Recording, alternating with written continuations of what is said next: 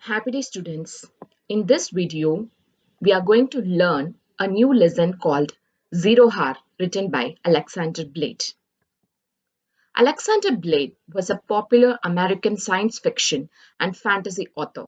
The brain and the plotters are some of his stories. Let's get into the lesson. This is a fantasy story in which implausible events are accepted as probable and even possible. The beginning introduces the setting, characters, and the suspense that holds our interest in the story. The setting is the home of a scientist on the campus of a lunar launch site. It later moves to the secret launch pad. The situation is quite commonplace, but with an undercurrent of fantasy. Zero hour refers to the specific moment when the explosive rocket was launched from Buffalo Flats to the moon as scheduled. Bobby is the main character, who is as imaginative as any child. The supporting characters are his parents, John and Myra Kendall. Bobby is a child taking a great risk because of his presumption that his father would be going to the moon as the second biggest scientist in Buffalo Flats. He is proud of his father being the second biggest scientist. He knows how to calm his fears to make his parents proud of him. Let's get into the summary. Bobby remembered that it was a big day at his father's workplace, and so he would have had to leave home before Bobby could wake up. Bobby was excited about the project. Bobby had a secret he did not want to share with anyone, and he feared he might talk to his mother about it. Buffalo Flats is a space research center where Bobby's father, John Kendall, is a top scientist. The work done at the center was so confidential that Kendall did not talk about it at home. Bobby thought that he knew some of the secrets that his mother did not know. What are the secrets? The first one: there was a lunar project in which his father was flying to the moon that day.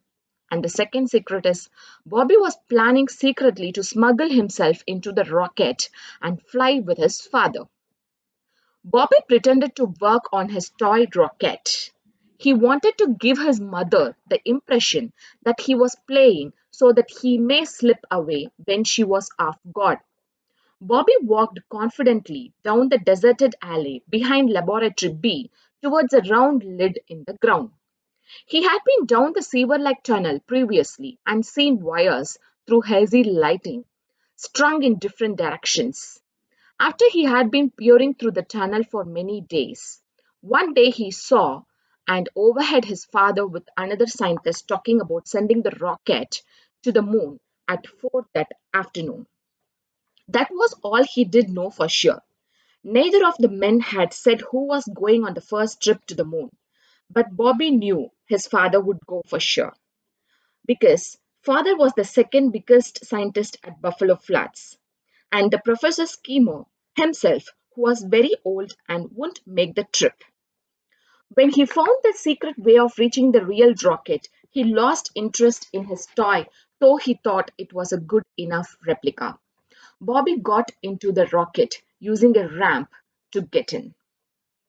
He found himself in a storeroom kind of place with barrels of the same size and sat among them, waiting for the blast off. He felt scared at first, but gathered courage, knowing his father would be going to the moon with him. Here comes the twist. Bobby is inside the rocket thinking that his father will accompany him, right? But John Kendall was little late at that night and he was discussing about the rocket launch. He also added that rocket was launched for the very purpose of fire explosion with a purple dye on the moon for the 4th of July. If it was successful, the scientists had planned to send men into the moon. So they were discussing about the launch and also about Bobby. Meanwhile, John went to Bobby's bedroom to chat with him if he was awake. Bobby was surprised to see his father at home when he thought his father would have gone to moon. When Bobby realized that his father didn't go, he felt glad that he too didn't go either. After hearing this, Bobby's father was asking him, "Oh, you have also planned to go to the moon?" For that, Bobby was replying, "Yes, I got into the rocket and was all set, but I got to thinking about mom, how one of us should stay and take care of her in case anything happened." So, after listening to this, Bobby's father was just thinking, children were wonderful. Give them a few old boats and a steering wheel, and they could build a ship to fly to the moon. What a wonderful dream world they lived in. So, Bobby's father was just thinking. He was not talking the truth. He was just in his imagination world. He was thinking that Bobby was in his imagination world. And how the suspense is resolved over here. We all thought that Bobby is inside the rocket and he went.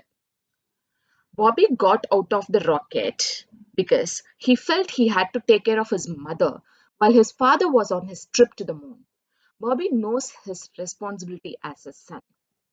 So here comes the theme of the story. A child's sudden sense of responsibility saves his life. A child's sudden sense of responsibility saves his life. Since this is a fantasy, the third person narrator provides 2 points of view here, the father's and the son's. The reader can accept the logical viewpoint of the adult or the fantastic viewpoint of the child. With this note, I end up this video. Thank you so much for listening. Have a